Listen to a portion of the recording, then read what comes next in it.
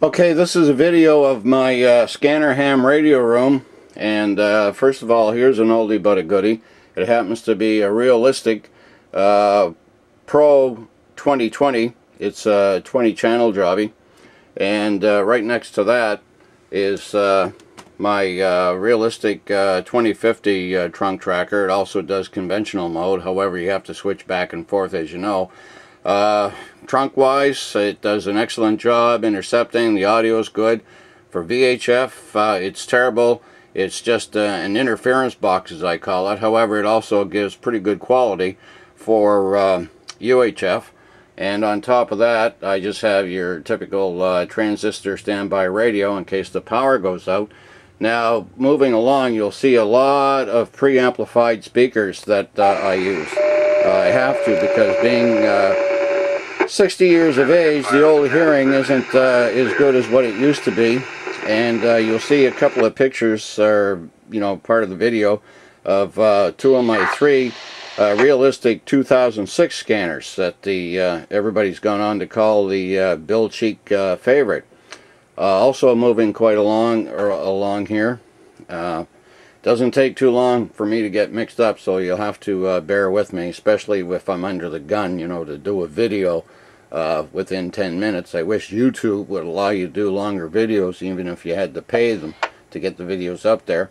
This one here you're looking at happens to be the Uniden Bearcat 95 XLT. It's 200 channels capable, operates off of two AA batteries, has 800 megahertz interception capabilities. However, it is not a trunk tracker scanner, as most of you already know.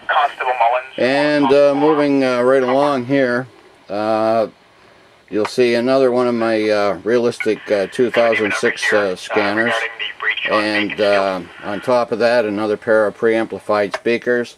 And this here has to be the first trunk tracker, I believe, the Uniden Bearcat 235. It would do conventional and trunking, but once again, like the 2050, if you wanted to listen to trunk, you had to be in the trunk mode. If you wanted to do conventional, you had to be in the conventional mode only. However, Uniden got smart, and then they came along with the Bearcat 245 XLT, which allowed you to listen to conventional and tracking at the same time. And these sold like hotcakes, to say the least. The latest addition to my scanner family is this Gree PS300. It does trunking and conventional at the same time, and it's also capable of doing the 700 megahertz band, and it operates off of 4 AA batteries as opposed to some of the other units that only use 2, but that's okay, no big deal. It's a great sounding rig, does a fantastic job. Strongly recommend it to anybody. And moving right along, this here happens to be a 12 volt gel battery that I power some of my 2-meter rigs and scanners on if the power goes out. You're currently looking here at a trickle charger and die-hard battery charger that I use on the gel battery, and sitting underneath that happens to be my Radio Shack DX394 shortwave receiver. It's basically nothing but a junk box of interference in a plastic case. And moving right along, I have a Craig regulated heavy-duty power supply, as you can see, and sitting on top of that, a transistor radio to tell me what time it is, because the old memory banks aren't too old. I need to know what time it is a lot of the times. And here are two other units that I use. One of them happens to be the ADI AT201. It's good for 40 channels, and right next to that is one of my Yaesu dual banders. It's the Yaesu FT60.